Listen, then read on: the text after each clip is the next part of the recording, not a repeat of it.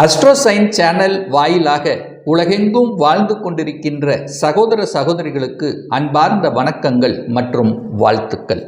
இன்றைய பதிவு ஆவணி மாதத்துக்குரிய ராசி பலன்கள். இந்த ஆவணி மாதத்தினுடைய கிரக நிலைகளை முதலில் பார்ப்போம். அதன்படி காலச்சக்கரத்தினுடைய இரண்டாவது வீடு என்று சொல்லக்கூடிய ரிஷபமனையில் குருவும் செவ்வாயும் இணைந்து குருமங்கள யோகத்துடன் இந்த ஆவணி மாதம் 9ஆம் தேதி வரை இருக்கிறது.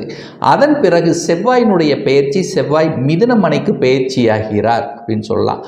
புதன் பகவான் பார்த்தீங்கன்னா கடகமனையில் வக்ரமாக இருக்க வருகின்ற இந்த ஆவணி 19ஆம் தேதி வக்ர நிவர்த்தி அடைந்து சிம்ம மனையில் தன்னுடைய அதிநட்பு வீட்டில் போய் அமர இருக்கிறது. சூரிய பகவான் இந்த ஆவணி மாதம் முழுவதும் சிம்மமனையில் வீற்றிருக்க, சுக்கிர பகவான் பார்த்தீங்கன்னா இந்த மாதம், அதாவது 9ஆம் தேதி, ஆவணி மாதம் 9ஆம் தேதி, ஆகஸ்ட் மாதம் 25ஆம் தேதி சுக்கிரன் கன்னிமனையில் நீசமாக வந்து அமர இருக்கிறது. சனி பகவான் வக்ர நிலையில் கும்பத்தில் அமர்ந்திருக்க, ராகு பகவான் பார்த்தீங்கன்னா மீனமனையிலும், கேது பகவான் கன்னிமனையில் இந்த மாதம் கிரகங்கள் இருக்கின்றது. ஸோ இந்த கிரக அமைப்புகளை வைத்துக்கொண்டு என்ன மாதிரியான பலன்கள், சாதகம் என்ன, பாதகம் என்ன, எதை செய்யலாம், எதை செய்யக்கூடாது, என்ன மாதிரியான தெய்வ வழிபாடு இந்த மாதம் நமக்கு உகந்தது என்பதை பற்றித்தான் இந்த பதிவில் நம்ம டீட்டெயிலாக பார்க்க போகிறோம். அதற்கு முன்னால் நம்முடைய சேனலை நீங்கள் ஃபர்ஸ்ட் டைம் பார்ப்பவர்கள் என்றால் மறக்காமல் சப்ஸ்கிரைப் பண்ணிக்கிங்க. ரிஷபராசி அன்பர்களே, இந்த ஆவணி மாதம் எப்படி இருக்குன்னு பார்க்கும் பொழுது உங்கள் ராசிநாதன் என்று சொல்லக்கூடிய சுக்கிர பகவான் 4ஆம் இடத்தில் அமர்ந்திருக்கார். அந்த 4ஆம் இடம் என்பது சிம்ம வீடு. அந்த சிம்ம வீட்டில் பகை வீட்டில் இருந்தாலும் திக்பலத்துடன் வலிமையாக இருக்கக்கூடிய தன்மை. அப்போது சுக்கிரன் நல்லதாக இருக்கார். ஆனால் இந்த மாதத்தினுடைய, அதாவது இந்த ஆவணி மாதம் 9ஆம் தேதி என்று, அதாவது 25/8 ஆகஸ்ட் எங்கே வந்து அமர்கிறார்? உங்கள் சுக்கிரன் நீச்சமாக ஆக போகிறார். அப்போ நீச்சமாயிட்டாரே, பெரிய கெடுபலன்களை கொடுத்து விடுமோ அப்படிங்கிற ஐயப்பாடு ஒரு சிலருக்கு அமையும். நிச்சயமாக இல்லை. ஏன்னா சுக்கிரனை குரு பார்க்கிறார். அந்த சுக்கிரன் கேதுவோடு தான் சேர்ந்திருக்கார். தன்னுடைய நண்பனுடைய வீடு என்று சொல்லக்கூடிய புதனுடைய வீட்டில் இருக்கிறதுனால உங்களுக்கு பெரிய கெடுபலன்களை ஏற்படுத்த போவது கிடையாது. அப்போ சுக்கிரன் என்ன தருவார்? காதலை தருவார்.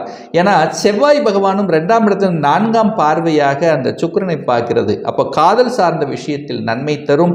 அதே சமயத்தில் திருமண விஷயத்தில் வந்து நல்லது செய்ய போகிறார். யாருக்கெல்லாம் திருமணம் தடைப்பட்டு கொண்டிருந்ததோ அவர்களுக்கு இந்த மாதம் திருமணம் செய்வதற்கான அத்தனை அடித்தளத்தை அமைப்பார். ஒரு சிலருக்கு நிச்சயதார்த்தம் நடக்கும், ஒரு சிலருக்கு திருமணமே நடக்கும். அத்தனை அம்சங்கள் நல்லா இருக்கு. ஏன்னா குரு 7ஆம் இடத்தை பார்க்கிறார். 7ஆம் இடம் என்பது திருமண ஸ்தானம் அல்லவா? அந்த இடத்தை குரு பார்த்து புனிதப்படுத்துவதாலும் 5ஆம் இடத்தை குரு பார்க்குவதாலும் அங்கே சுக்கிரன் உங்கள் ராசிநாதன் அங்கே இருக்கிறனால நீங்கள் விருப்பப்பட்ட மாதிரியே திருமணம் நடப்பதற்கும், காதல் செய்யக்கூடிய, காதலில் ரொம்ப நாள் இருந்தவர்களுக்கு காதல் திருமணம் செய்யக்கூடிய தன்மை, அல்லது காதலில் சின்ன சின்ன பிரச்சனையோடு இருந்தவர்கள் அது சரி செய்யக்கூடிய தன்மைகள், இதெல்லாமே உங்களுக்கு சிறப்பாக இந்த மாதம் இருக்கிறதுன்னு சொல்லலாம். அதே சமயத்தில் தனம் சார்ந்த விஷயங்கள் எப்படி இருக்குன்னு பார்க்கும் பொழுது அந்த 2ஆம் அதிபதியாக இருக்கக்கூடிய புதன் பகவான் பார்த்தீங்கன்னா வக்ரமாக 3ஆம் இடத்தில் இருக்கார். அந்த 3ஆம் இடம் என்பது கடகமனை. கடகமனை வந்து அந்த புதனுக்கு ஒரு எரிச்சல் ஊட்டக்கூடிய தன்மையை கொடுத்துருக்கும். அப்போ பண விஷயம், டீல் பண்ணுற விஷயத்தில் ரொம்ப ரொம்ப கவனமாக இருக்கணும். பணத்தை யாரை நம்பியும் பணத்தை கொடுப்பது அல்லது ஒரு தேவையில்லாத விஷயங்கள், அதாவது ஆசாபாசத்துடன் சேர்ந்த, அதாவது ஒரு பணத்தை எங்கேயாவது கொடுத்தோன்னா அது ரெட்டிப்பாகும், 3ஆக பெருக்கி தருவார்கள், இல்லை ஷேரில் போட்டால் எனக்கு பெரிய அளவுக்கு ஒரு தொகை வரும். ஸோ இந்த மாதிரியான ஒரு நெகட்டிவ் எண்ணங்களுக்கு, நெகட்டிவ் விஷயங்களுக்கு போகக்கூடாதுங்கிறத ஞாபகத்தில் வச்சுக்கோங்க. செலவு கூட அதிகமாக ஆகக்கூடிய தன்மையை கொடுக்கும். இது எது வரைக்கும் அப்படின்னா இந்த மாதம், அதாவது 19ஆம் தேதி, ஆவணி மாதம் 19ஆம் தேதி, செப்டம்பர் மாதம் 4ஆம் தேதி வரைக்கும் தான் இந்த கொஞ்சம் அமைப்பு. தன விஷயத்தில் ரொம்ப ரொம்ப கவனமாக இருக்கணும் இந்த ரிஷபராசி என்பர்கள். அதுக்கப்புறம் பார்த்தீங்கன்னா புதன் பகவான் தனக்கு 3ஆம் இடம் என்று சொல்லக்கூடிய 4ஆம் இடமான சுகஸ்தானத்தில் அதிநட்பு வீட்டில் சிம்ம மனையில் தனக்கு பிடித்த இடத்துல அந்த புதன் இருக்கும்போது நன்றாகவே உங்களுக்கு தனம் நன்றாக இருக்கும். தனத்தால் பெரிய பாதிப்பு ஒன்று ஏற்பட போவது கிடையாது. அதுக்கப்புறம் உங்களுடைய பேச்சு நன்றாக இருக்கும்.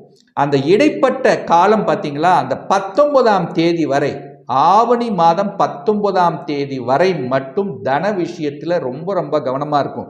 ஏன்னா புத்தி வந்து கொஞ்சம் அதாவது என்ன சொல்கிறது, யோசிக்காமல் செய்துவிடக்கூடிய தன்மையை உருவாக்கிறோம். அதன் பிறகு புத்திசாலித்தனம் நன்றாக இருக்கும், ஸ்ட்ராட்டஜி நன்றாக இருக்கும், தனம் எப்படி கையாளணும், எப்படி செய்யணும், யாரை நம்பி கொடுக்கணும், யாருடன் இது பண்ணுவது, அதாவது தொழிலை விரிவுபடுத்துவது அல்லது கூட்டாளிகளை வைப்பது, இந்த மாதிரியான ஒரு மதிநுட்ப விஷயங்கள் புலப்படக்கூடிய தன்மை இந்த ஆவணி மாதம் 19ஆம் தேதிக்கு அப்புறம் உங்களுக்கு சிறப்பாக இருக்கு. அது வரைக்கும் யாரையும் நம்பக்கூடாது. தன விஷயத்துல ரொம்ப ரொம்ப கராரா சரியாக இருக்கணுங்கிறத மட்டும் ஞாபகத்தில் வைத்துக் கொண்டால் போதும்.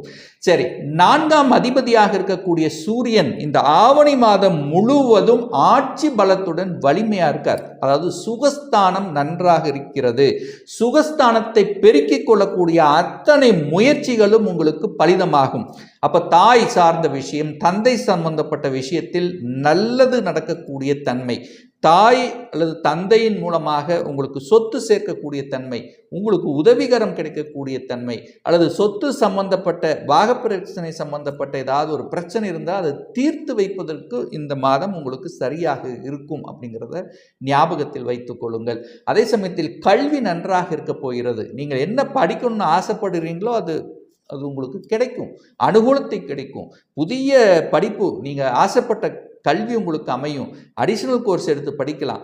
தூரதேச பிரயாணங்கள் செய்து அங்கே வெளிநாட்டில் போய் படிக்கக்கூடிய அமைப்புகள், இந்த மாதிரி கல்வி சம்பந்தப்பட்ட அனைத்து விஷயங்கள் நல்லா இருக்குது. விவசாயத்தில் இருப்பவர்களுக்கு ஏதாவது ஒரு டெக்னிக்கல், ஒரு நல்ல ஸ்ட்ராட்டஜி புகுத்தி ஒரு திறமையான கையாண்டு இந்த மாதம் ஒரு லாபத்தை சம்பாதிக்கக்கூடிய அமைப்புகள் சிறப்பாக இருக்கிறதுன்னு சொல்லலாம். அப்போ சுக்கிரனோட கேது சேருவது தீமையான்னு கேட்டால் கிடையவே கிடையாது. ராகுவோட சுக்கிரன் இணைந்தால் ஏதாவது ரொம்ப கெடுதல் செய்யுன்னு சொல்லலாம். ஆனால் கேதுவோடு இருக்கும்போது பெரிய பாதிப்பு இல்லை. அதுவும் குரு பார்வை பெற்றிருக்கும் போது உங்களுக்கு பெரிய பாதிப்பு குழந்தைகளாலும், அதாவது உங்களுடைய பூர்வீகம் சார்ந்த விஷயங்களாகவும் அல்லது பதவி சம்பந்தப்பட்ட விஷயத்திலும் பெரிய கெடுதல்கள் உங்களுக்கு ஒன்று ஏற்படுத்த போவதில்லை அப்படிங்கிறத உறுதியாக சொல்லலாம். 7ஆம் இடத்தை குரு பார்த்து புனிதப்படுத்துகின்ற காரணத்தால் 7ஆம் இடம் என்பது திருமணம் நடக்கக்கூடிய ஒரு அற்புதமான ஒரு மாதம் அப்படின்னு சொல்லலாம். யாருக்கெல்லாம் இந்த ரிஷபராசி என்பவர்களுக்கு திருமண தடை இருந்தது, நாங்கள் எத்தனையோ இடத்துக்கு போய் பார்த்தோம், எத்தனையோ வரன்களை பார்த்தோம், அது செஞ்சோம், இது செஞ்சோம், அந்த பரிகாரம் செஞ்சோம், இந்த மாதிரியாக இருந்தவர்களுக்கு எல்லாமே இந்த மாதம் ஒரு நல்லது நடக்கக்கூடிய தன்மை என்பது இந்த கிரக நிலைகள் சிறப்பாக இருக்கு அப்படின்னு நம்ம சொல்லலாம். அதே சமயத்தில் கூட்டாளிகள் சார்ந்த விஷயத்தில் இருந்து வந்த அந்த கசப்புணர்வுகள் விலகக்கூடிய தன்மை, நண்பர்கள், புதிய நண்பர்கள் உங்களுக்கு கிடைப்பாங்க. அந்த நண்பர்கள் மூலமாக உங்களுக்கு அனுகூல வாய்ப்புகள் உண்டு. ஆனால் ஏன்னா இந்த நண்பர்கள் எப்படியெல்லாம் உங்களுக்கு கிடைப்பார்கள் அப்படின்னா, தொடர்புகள், பிரயாணங்கள் மூலமாக நண்பர்கள், வெளிநாட்டு தொடர்புகள், அந்நிய மதத்தினர் சார்ந்த விஷயத்தில் ஒரு நல்ல நண்பர்கள் உங்களுக்கு கிடைப்பாங்க. அல்லது பள்ளிக்கூடம் படிக்கும்போது, காலேஜில் படிக்கும்போது நண்பர்கள் இருந்தாங்க, ஏன்னா ரொம்ப நாளாக ஒரு கனெக்ட் இல்லாமல் இருந்திருக்கும். இப்போ இந்த மாதம் ஒரு நல்ல கனெக்ட் ஏற்பட்டு அவர்கள் மூலமாக உங்களுடைய வேலையிலோ அல்லது தொழில் ரீதியிலோ நல்லவைகள் நடக்கக்கூடிய தன்மைங்கிறது இந்த மாதம் சிறப்பாக இருக்குது. அதாவது பாக்கியஸ்தானத்தை, அதாவது பாக்கியத்தை கொடுக்கக்கூடிய இடம் என்பது அந்த 9ஆம் இடம். அந்த 9ஆம் இடத்தை இந்த குரு பார்க்கிறார். அப்போ குரு என்பது ஒரு இயற்கை சுபர். ஸோ அந்த குரு உங்கள் லக்னத்தில் அமர்ந்து கொண்டு, உங்கள் ராசியில் அமர்ந்து கொண்டு 9ஆம் இடம் பாக்கியத்தை பார்க்கும் பொழுது ஏதாவது ஒரு வகையில் ஒரு நல்ல பாக்கியம் உங்களுக்கு கிடைக்கப்பெறுகிறதுன்னு சொல்லலாம். ரொம்ப நாளாக ஒரு நினச்சிட்டு இருப்பீங்க, ரொம்ப நாளாக இது நடக்கணும் அப்படின்னு திங்க் பண்ணி கொண்டு அதன்லேயே செயலாற்றி கொண்டு அதுக்காகவே உழைப்பு போட்டு கொண்டிருந்த விஷயங்கள் சக்ஸஸாக இந்த மாதம் முடியும் அப்படிங்கிறத உறுதியாக நீங்கள் நம்பலாம். அதே சமயத்தில் இந்த வானவியல் சம்பந்தப்பட்ட, விஞ்ஞானம் சம்பந்தப்பட்ட ரீதியில் இருக்கக்கூடியவர்கள், ஆராய்ச்சி மனப்பாங்கு சம்பந்தப்பட்ட துறையில் இருக்கவங்களுக்கு ஒரு நல்ல கூடுதல் வளர்ச்சியை கொடுக்கக்கூடிய ஒரு நல்ல மாதம்.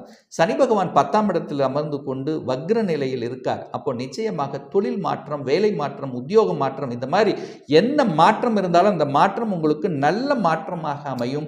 வக்ரமாக இருக்கிறனால ஒரு சிலருக்கு திடீர் ப்ரமோஷன் கிடைப்பதற்கான தன்மைகள், திடீர் சேஞ்சஸ், அதாவது அந்த சேஞ்சஸ் நல்ல சேஞ்சஸ் தான். நீங்கள் அதை எடுத்துக்கொள்வது சிறப்பு அப்படிங்கிற எடுத்துக்கலாம். வேலை இல்லாதவர்களுக்கு வேலை கிடைக்கக்கூடிய தன்மை, இதுவரைக்கும் படித்த படிப்பு ஒன்று, நான் பார்த்த வேலை ஒன்று, இப்படி ஒரு வித்தியாசமான தன்மையில் இருந்தீர்களவா, இப்போ அது உங்களுக்கு இருக்குது. உங்கள் சக ஊழியர்கள், உங்களோட பணிபுரிவர்களுடன் நட்புணர்வு கிடைக்கக்கூடிய நல்ல சந்தர்ப்பங்களை உருவாக்கும். ராகு 11ல் இருக்கார். வெளிநாட்டு தொடர்புகளை நிச்சயமாக உருவாக்கும். ஏற்றுமதி இறக்குமதி சம்பந்தப்பட்ட துறை அல்லது பார்த்தீங்கன்னா ஐடி செக்டர், கம்ப்யூட்டர் சம்பந்தப்பட்ட தகவல் தொடர்பு துறை சம்பந்தப்பட்ட சிஏ படித்தவங்க, ஆடிட்டிங் சம்பந்தப்பட்ட துறையில் இருக்கின்றவர்கள், அதாவது கணக்கு சம்பந்தப்பட்ட அனைத்து துறை, அதாவது கணக்கு சம்பந்தப்பட்ட தகவல் தொடர்பு துறை சம்பந்தப்பட்ட கம்ப்யூட்டர் சம்பந்தப்பட்ட இந்த மாதிரி கம்யூனிகேஷன் சம்பந்தப்பட்ட துறையில் இருக்கக்கூடிய அத்துணை ரிஷபராசினருக்கு நல்லதொரு வாய்ப்பு, நல்லதொரு மாதமாக இந்த மாதம் நிச்சயமாக உங்களுக்கு அமையும். ஒரு நல்ல தெய்வ வழிபாடு அப்படின்னு எடுத்துக்கொண்டால் இந்த மாதம் ரிஷபராசி என்பவர்களுக்கு பார்த்தீங்கன்னா வருகின்ற ஆவணி மாதம் 11ஆம் தேதி, அதாவது ஆகஸ்ட் மாதம் 27ஆம் தேதி செவ்வாய்க்கிழமை அன்று சனியினுடைய ஜெயந்தி, அதாவது சனி பகவானுடைய பிறந்த நாள் வருகிறது. அந்த நாளில் உங்களுக்கு யாருக்கெல்லாம் இந்த ரிஷபராசி என்பவர்கள் சனி திசை சனி புத்தி உங்களுக்கு நடந்து கொண்டிருக்கிறதோ, அல்லது தொழிலில் ஏதாவது ஒரு ரூபத்தில் ஒரு நல்ல பாக்கியத்தை கொடுக்கல, தொழிலில் ஒரு நல்ல ஒரு செட் ஆகலை, ஒரு நல்ல வேலை கிடைக்கல, ஸோ இந்த மாதிரி இருக்கின்றவர்கள் சனிக்கிழமை அன்று ஆஞ்சநேய பகவானை சென்று வழிபடுவது ரொம்ப ரொம்ப நல்லது அப்படிங்கிறத புரிஞ்சுக்குங்க. அதுவும் பார்த்தீங்கன்னா அந்த செவ்வாய்க்கிழமை வருது அல்லவா, அந்த செவ்வாய்க்கிழமை சென்று வழிபடுவது கூடுதல் நட்பலனை நிச்சயமாக உருவாக்கும். அதே சமயம் பார்த்தீங்கன்னா இந்த ஆவணி மாதம் 20ஆம் தேதி, அதாவது செப்டம்பர் மாதம் 5ஆம் தேதி வியாழக்கிழமை என்று செவ்வாய் பகவானுடைய ஜெயந்தி, அதாவது செவ்வாய் பகவானுடைய பிறந்த நாள் வருகிறது. அந்த செவ்வாய் என்பது உங்கள் ஜாதகப்படி யாருன்னா 7க்குரியவன், திருமணம். அப்போ யாருக்கெல்லாம் திருமணம் நடக்கலையோ, அல்லது யாரெல்லாம் சகோதரிகளுடைய சண்டை சச்சரவோடு இருக்கிறதோ, யாருக்கெல்லாம் சரியாக ஒரு வீடு வாங்க முடியல, ஒரு நிலம் அமையல அப்படின்னு வருத்தப்பட்டு கொண்டிருக்கிறீர்களோ, யாருக்கெல்லாம் செவ்வாய் திசை செவ்வாய் புத்தி நடக்கிறதோ அன்றைய தினம், அதாவது வியாழக்கிழமை என்று செவ்வாய் பகவான், அதாவது முருகப்பெருமானை வழிபடுவது நல்ல ஒரு மேன்மையை உங்களுக்கு ஏற்படுத்தி கொடுக்கும். அதே போல பார்த்தீங்கன்னா இந்த ஆவணி மாதம் 30ஆம் தேதி, செப்டம்பர் மாதம் 15ஆம் தேதி ஞாயிற்றுக்கிழமை என்று குரு ஜெயந்தி வருகிறது, அதாவது குரு பகவானுடைய பிறந்த நாள். யாருக்கெல்லாம் குழந்தை பாக்கியம் இல்லையோ, அல்லது தனம் சார்ந்த விஷயத்தில் ஒரு பிரச்சனையாக இருக்கிறதோ, அல்லது ஒரு வம்பு வழக்கு ரொம்ப நாளாக நிலுவையில் இழுத்து கொண்டிருக்கிறதோ, ஒரு நல்ல ஒரு சந்தோஷ மனநிறைவு, ஒரு வெளிநாட்டுக்கு போகணும், ஸோ இந்த மாதிரியான எண்ணத்தோடு இருக்கின்றீர்களோ அவர்கள் எல்லாம், அல்லது குரு திசை குரு புத்தி யாருக்காவது நடந்து கொண்டிருக்கிறதோ அவர்கள் அன்றைய தினம் பார்த்தீங்கன்னா, அதாவது ஞாயிற்றுக்கிழமை என்று குரு பகவானை, நவ கிரகங்கள் இருக்கக்கூடிய குரு பகவான் அல்லது தட்சிணமுறை சென்று வழிபடுவது அனைத்து விதத்திலும் உங்களுக்கு ஒரு நல்ல மேன்மையை ஏற்படுத்தி கொடுக்கும்.